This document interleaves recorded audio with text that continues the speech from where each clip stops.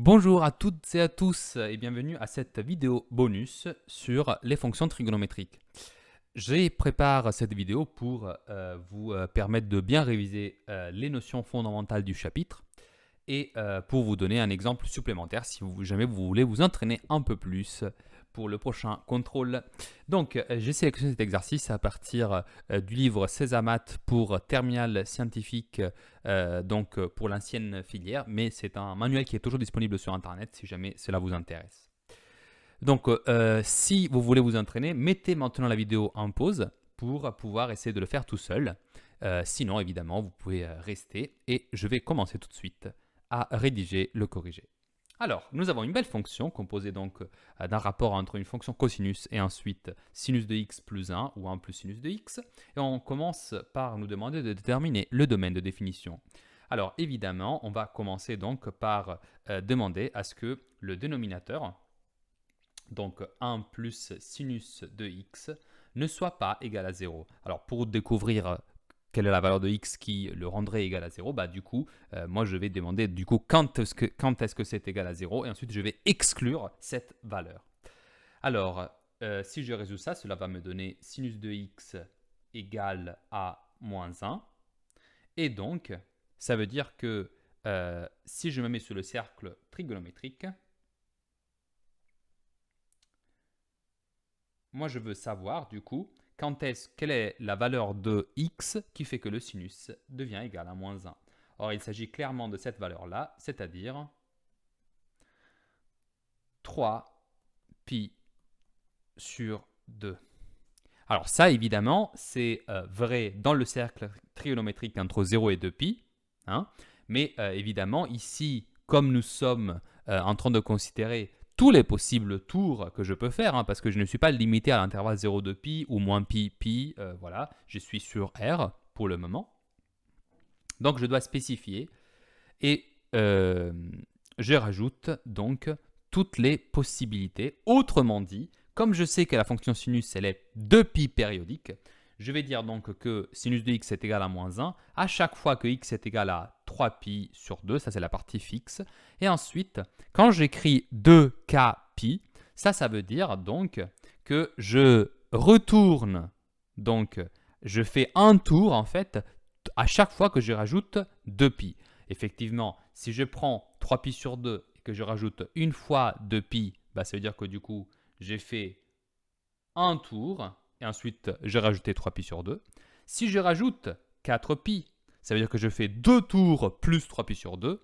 Si je rajoute 8pi, ça veut dire que je fais 4 tours et ainsi de suite. Or, pour symboliser tous les possibles tours, je vais donc dire 2k pi avec k appartenant aux entiers. Pas aux entiers naturels, parce qu'évidemment, je peux aussi prendre moins de pi pour faire un tour, mais de l'autre côté. Bref, si vous rajoutez ce petit terme de pi, vous avez en fait fait tous les possibles tours à 2pi près. Bref, j'ai donc trouvé les valeurs qu'il faut que j'exclue de l'axe des réels pour que cette fonction soit bien définie. Autrement dit, le domaine de définition de cette fonction qui s'appelle f est donc égal à r, dont j'exclus toutes les valeurs 3pi sur 2 plus 2k pi, virgule, avec évidemment k en entier. Voilà donc pour vous. Ça, c'est des valeurs que j'ai dû exclure encore une fois pour que le dénominateur ne s'annule pas. Voilà. Deuxième question, montrer que f est une fonction périodique. Très bien, ça c'est une autre question très classique pour ce type d'exercice. Je vous rappelle que la fonction, c'est la fonction cosinus de x divisé par 1 plus sinus de x. Donc, pour la question numéro 2, d'ailleurs, ça c'était la question numéro 1. Pour la question numéro 2, du coup, ce que je vais me mettre à faire, c'est de calculer f de x plus 2pi et vérifier si cela est bien égal à f de x. Alors, ça va donc me donner cosinus de x plus 2pi, le tout divisé par 1 plus sinus de x plus 2pi. Alors ici, je vais donc appliquer le fait que je sais, bien sûr, que cosinus de x plus 2pi est toujours égal à cosinus de x et que la même chose est également vraie donc pour le sinus de x plus 2pi qui est égal à sinus de x. Ces deux propriétés, ce sont les périodicités de période 2pi des fonctions sinus et cosinus Et grâce à ça, je peux donc affirmer que ça c'est égal à cosinus de x divisé par 1 plus sinus de x. Or, il s'agit précisément de f de x. Donc, quand je lis le début de mon égalité et la fin de mon égalité, je retrouve précisément ce que je veux vous démontrer. En plus, cela est vrai pour tout x appartenant au domaine des définitions de f. Attention, bien sûr, hein, ce n'est pas vrai pour tout x appartenant à R, mais il me suffit de l'avoir prouvé sous le domaine de définition. Donc f est 2π périodique sur son domaine de définition. Très bien. D'ailleurs, ce n'était pas spécifié voilà, que ce soit sur df, mais évidemment, c'est juste là-bas que la fonction a le sens, hein, a sens dans le sens qu'elle peut exister, donc ça me va très bien comme ça. Troisième question, montrer que f est ni pair ni impair. Alors, f, pour qu'elle soit paire, cela devrait dire que f de x est égal à f de moins x. Ça, c'est la définition de fonction paire, toujours évidemment pour tout x appartenant au domaine de définition. Et une fonction impaire, donc c'est quand moins f de x est égal à f de moins x, donc ça c'est la définition de fonction impaire, encore une fois pour tout x appartenant au domaine de définition. Alors pour montrer donc que c'est ni un cas ni l'autre, je vais simplement calculer du coup f de moins x et je vais vérifier que c'est ni égal à f de x ni égal à moins f de x. Alors pour cela, je vais donc écrire f de moins x qui du coup fait cosinus de moins x divisé par 1 plus sinus de moins x. Voilà.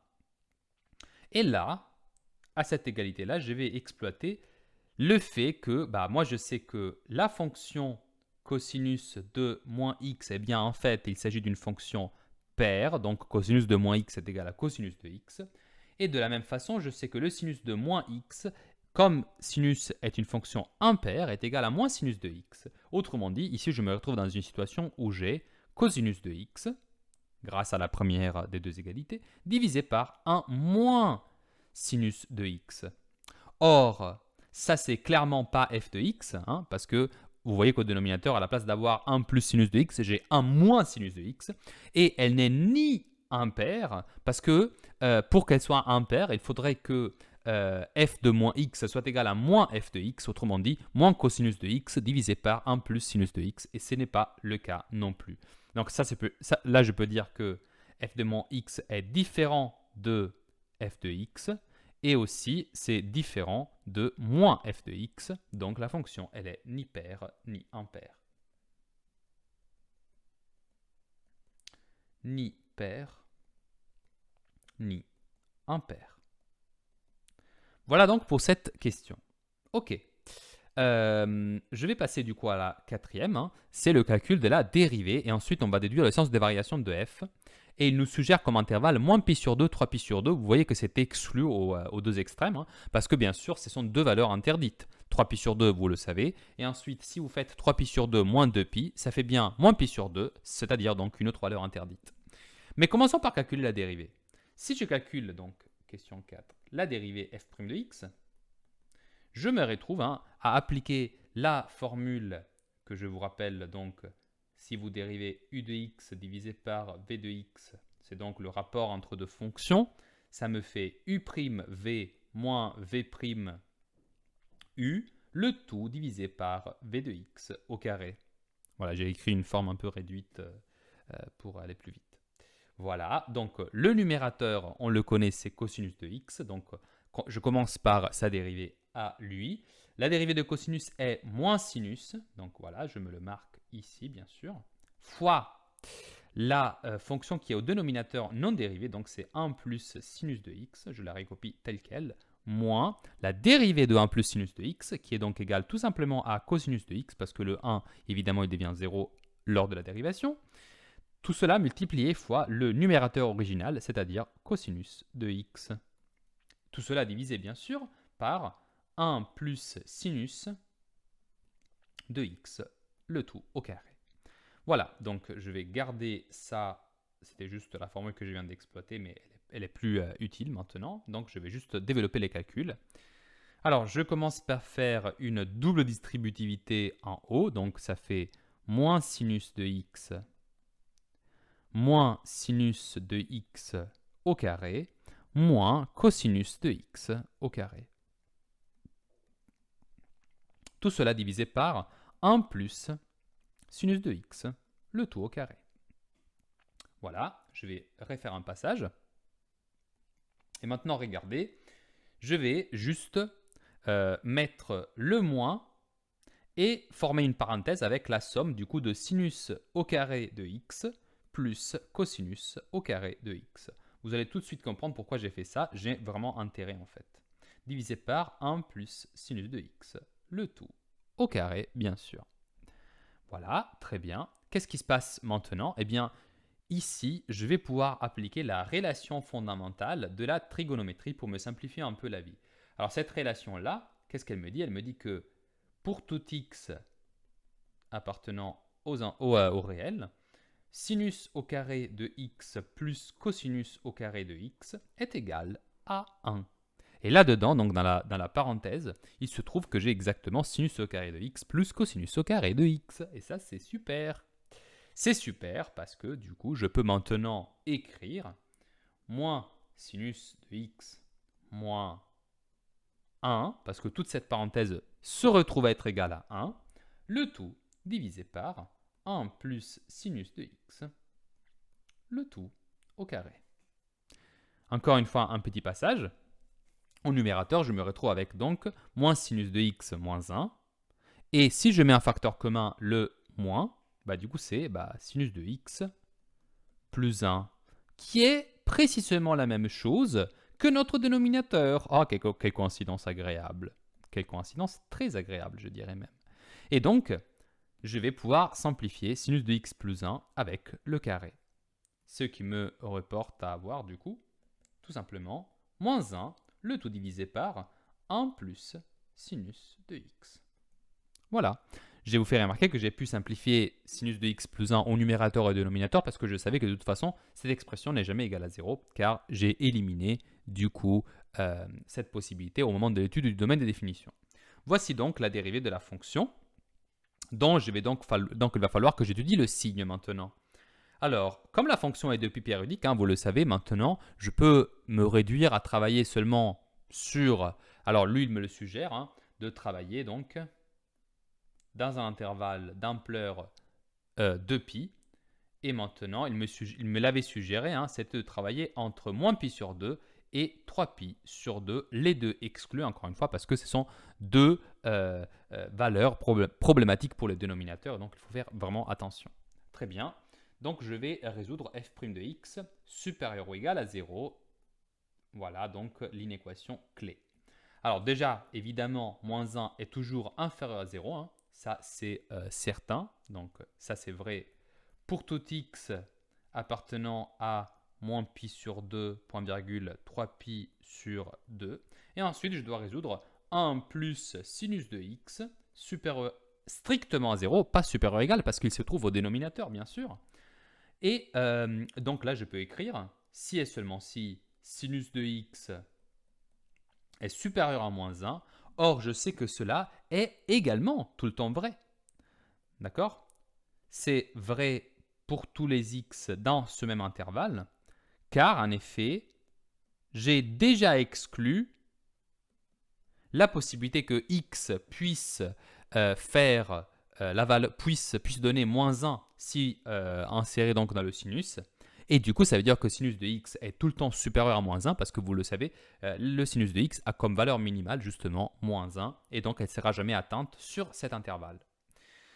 Voilà, donc je vais résumer ces informations dans un tableau, le tableau des variations, bien sûr, qui sera ensuite, le tableau des signes de la dérivée qui va me permettre de déduire, je vais sauter les étapes, le tableau des variations. Donc je vais écrire l'étage moins 1, je sais que celle-là c'est donc une étage qui est tout le temps négative, puis j'ai l'étage sinus de x plus 1, qui est donc le dénominateur.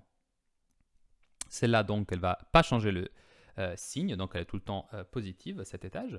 Et ensuite, j'ai donc la fonction dérivée, qui est donc négative. Et évidemment, je ne dois pas oublier, là, je vais mettre la double barre, parce que ça, c'est la valeur en moins pi sur 2. Là, je mets la valeur 3 pi sur 2, et là aussi, double barre, pour me rappeler que là, du coup, je suis à un endroit où la fonction n'est pas définie. Donc, les variations de cette fonction vont être tout simplement une flèche vers le bas parce que la fonction elle est du coup décroissante entre moins pi sur 2 et 3pi sur 2.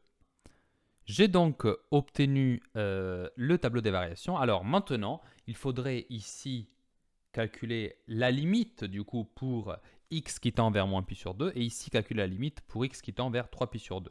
Alors, cela dépasse un peu le but de l'exercice. Hein. On peut se contenter de ce tableau des variations ainsi. Ce serait un peu compliqué d'effectuer ce type de limite. Pour le moment, on va s'arrêter là. D'ailleurs, je crois que dans le texte de l'exercice, il voulait juste le sens de variation de f. Hein, il ne demandait pas le tableau des variations, effectivement. Et du coup, ici, on peut juste conclure hein, que f est strictement décroissante sur cet intervalle. Voilà, donc on peut s'arrêter là. J'espère que cet exercice a été utile pour vous. Évidemment, n'hésitez pas à me poser des questions en commentaire pour avoir d'autres renseignements. Et sur ce, je vous souhaite une très belle journée et je vous dis à bientôt pour une prochaine vidéo.